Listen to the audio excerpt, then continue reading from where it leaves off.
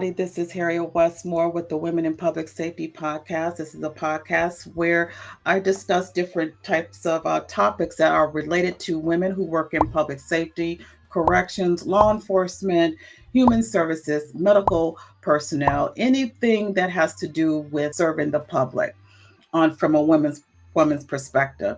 So welcome. Before we get started for episode number 12, I want you guys to please hit that like and subscribe button. And a little bit more housekeeping. I want to talk about some of the comments, some of the feedback that I've been receiving on some of the past episodes. Most of it has been positive, and I appreciate that. But for those who want to give negative feedback, I would want to say this. I don't mind constructive criticism at all. You don't have to agree with the content that I give or some of the commentary that I may have on a personal note. You may agree to disagree. That's fine. I respect that. But I do want my content and my show to be a respectful type place for people to have their comment, but yet comment in a respectful way. You don't have to be an idiot, quite frankly, to as your feedback. So if you feel that this is not the type of channel for you, you can please, you don't say anything, just continue on to another channel that may be more towards what you like. So I had to say that because I had to respond.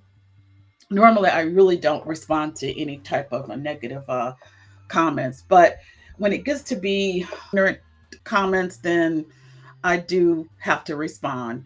And maybe I shouldn't because that's just feeding into the ignorance, but sometimes you do have to say something to kind of, let people know that I'm not that tolerant when it comes to disrespect.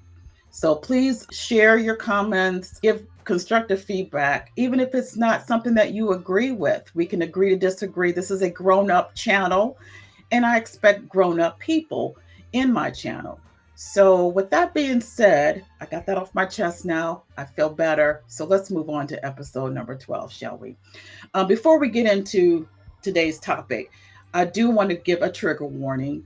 Those who are in the public servant type profession who make the sad choice of unaliving themselves. And I have to be careful with the words for the algorithm. So I do want to talk about that. It is a very, very sensitive topic. And if it triggers you, I do understand, and you may not want to listen for this particular podcast for this week. But I wanted to talk about it because I've encountered within the last month 2 people who are in the public service profession. One was a female, which is very not usual, I might say, but nevertheless, it's heartbreaking. You never know what people are going through, especially those of us who are put ourselves on the line every day and deal with the public in our capacity. You don't know what we go through on our personal lives. And for whatever reason, I had a colleague. I didn't know her personally, but I knew of her. She obviously knew what was going on within herself, that she decided to unalive herself. And it was done, unfortunately, while she was on duty. Another person from the same facility, the same type of profession, same actually inside the same prison, they passed away. I'm not sure that circumstances, but I know the first, the female officer, she decided to end her life. It's very sad. It's always a shocking. Everybody seemed to think that people who are in these type of professionals are strong, and to some extent we have to be in order to deal with a lot of the situations that we deal with on a daily basis. But it does take a toll on you, and if you do not have the support, the positive support system, whether it's family, friends, colleagues around you, then it definitely can affect you mentally. I try to pull up some information as far as statistics for people who decide to end their life being in these type of professions. The only thing that I saw that was kind of current was that unaliving as of January of 22, the rate of people who decide to take their life has been a matter of concern. It depends on the various types of groups that you're talking about. If we're talking about law enforcement professions, then yes, it is very alarming. There was a cited study by the Ruderman Foundation's white paper called the Ruderman White Paper on Mental Health and the S word. I'm not going to say, but you get the meaning of what I say when I say the S. First responders. This was published in 2018, and it was reported that 103 reported police officers unalived themselves, and 140 reported of firefighters. They also are unfortunately unalive themselves. But the study shows that police officers really surpasses that number. Public service professions that are in that statistic, whether it's in the line of duty, on the job, or off duty, that they take their life. And it's very important to note that common mitigating factors that could be attributed to making that final decision to end your life, and it's usually through traumatic experiences. We are trained to be not to take things internally, even though, I mean, honestly, that's kind of a oxymoron, because you as a human being, we take things, we have emotions, and it's hard not to feel some kind of a emotion when you deal with traumatic events, when you're dealing with crimes against children. That's also disturbing. That may be a trigger for those who have experienced that traumatic experience in their childhood, and then now you're having to deal with that on your job. So, that takes a toll. Overall job stress with the high volume of caseloads, the constant daily exposure to critical incidents, and your expectation to be alert and responsive at all times. And this is not just law enforcement. This is especially military personnel. You are exposed to danger every single day, and especially when it's in a war type situation. And it takes a toll. I know a lot of public safety professionals feel social isolation because of the nature of their work, which a lot of times involves spending a lot of time away from their family and friends, and you need to keep a lot of what you're going through as far as your daily work. You don't want to bring it home to your loved ones, so you could keep it inside you, and you don't want to talk about it. And that takes a toll because you can't talk about it. And then a lot of times you're not to talk about it because of confidentiality. Especially, right off the bat, I could think about those who work undercover, narcotic agents. When you work undercover, you have to put on this whole new persona of person. You have to blend in with the element that you're investigating in. And that in itself is very high stressed. It's very high stressful because you have to actually, you can't go home and pretty much talk about it because you might blow your cover. You never know who's watching you. That is very, very difficult to deal with. And then you have the stigma that is surrounding mental health in many of the public service or public safety organizations. Some professionals don't want to seek the mental health because it's a stigma, and which can convert to people might think that you're weak because you are seeking help. It's a catch-22 situation. But we have to come to grips that we are human. I would be more afraid for those who don't get the help that they need and just, go on to work and keep everything internal and it festers until one day you just snap. And that could create a very dangerous and serious situation among not only for yourself, but for your colleagues or for your family, people who are around you. You may just one day, that one little piece of event may just set you off. And at that point, there's no turning back. So, my whole channel, and it's not, this is not just for women. Today's our topic is not for women. I know in the beginning I said this is, I talk about situations that are related to, female who are working in these type of professions. But today this is about everybody who works in this type of profession. We have to humble ourselves and know when something is wrong and we need to talk to somebody, we need to get the help that we need. Even if you have to get on meds, that's up to your doctor, that's up to you and your provider. But you have to find, self-care is so important, and I cannot stress that enough. What my colleague, what she was going through, from what I understand, nobody really understood, nobody knew. She's, my understanding from what I've heard was that there was maybe some personal issues that were going on. But then, you come to work and you put on this facade that you still got a job to do.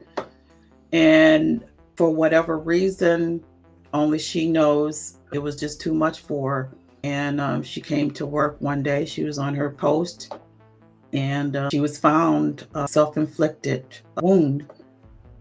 And it was a very tragic, very sad.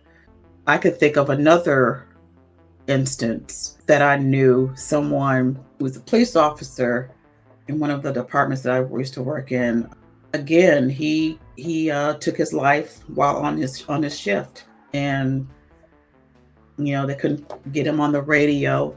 Dispatch couldn't get him on the radio, and next thing you know, they went to his last location that he was supposed to. I guess he was on a call or something, and he did not respond to dispatch, and they found his cruiser. I think it was in a parking lot of a shopping center or something, and they found him. And it was apparent self-inflicted wound, fatal self-inflicted wound. Again, nobody saw the signs. Nobody saw the sign. We just, again, we don't know what people are going through in our personal lives, and it's very sad, and we have to we got to give support to each other. You may not like your colleague. There might be a issue of differences of opinion. You may not get along with that colleague, but at the end of the day, the whole idea is for all of us to come home safe and to feel supported. Like I said, there's people that I don't would see them as a friend, but if they need help, and if there's something that I can do to help them, emotionally, or just being a colleague, a supportive colleague, then of course, we don't have to be friends, but we do have to have respect for each other. And like I said, if you or anybody out here listening to this can relate, and you feel that you're at that point in your life, and that you're going through something that is a struggle to you, please reach out for help. I know a lot of organizations, many, if not all organizations, they have some kind of employee assistance program, and it is confidential. I think I mentioned before, I was very leery about going to, if I did need it to talk to somebody, would I go to someone that is provided at no cost from my organization, because of the level of confidentiality. But by law, that's part of HIPAA. They can't disclose any type of information if you go to a mental health provider. They can't disclose anything to your superiors, unless there's some concern for any type of issue that may affect a certain person within the agency, or the whole department as a whole. If there's a issue that may affect them that you need to be forewarned, then maybe. But otherwise, anything that's going on in your personal life, if you're discussing things that's on a personal basis, they can't disclose that to HR or anything like that. That's just a violation of health provider and patient confidentiality. So I want to hear what you think. It's a very sensitive topic, but it's a topic that we have to become aware of and understand. And for those who don't work in these type of profession, kind of show some kind of grace to those who are putting themselves out there on the line to serve the public. A lot of people say, well, you made the choice to get into this profession. We did because we care about our society, our communities, and we want to try to do what we can to help serve our community. Just like the choice that you made of what you're doing, whatever that is. So, don't be so insensitive in thinking when we are expressing some of our frustrations, because I want the public to understand this is not the ordinary bitching session that we're dealing with. We're not making enough money. That's definitely an issue. Someone made a comment when I was talking about a couple of episodes back, us, that we're always crying for more money, and that if you don't like what you're doing, then you can move to another state. First of all, what does moving to another state have anything to do with anything? I think, these types of jobs, there's no enough money in the world. But I think people have this misconception that we are getting paid all these buku money that the taxpayers are paying. And by the way, those of us who are employees of governmental agencies, we are also taxpayers. Just so you know, that doesn't exempt us for just because we work for police departments or federal or state or county or city agencies does not mean that we don't have to pay taxes, because we pay taxes too. So when you talk about saying I'm a taxpayer and I'm paying your salary, well, guess what? I'm a taxpayer too. And what we go through every day to deal with people that are ungrateful. I'm not talking about ungrateful or just clueless as to what all it entails in doing this job. A lot of us are barely having to work 2 or 3 jobs. Now it's getting to the point that you have to do a lot of off-duty work just to kind of make the minimum, making your basic needs. So sometimes it does make us feel good when we know that the people that we serve will say, we appreciate you.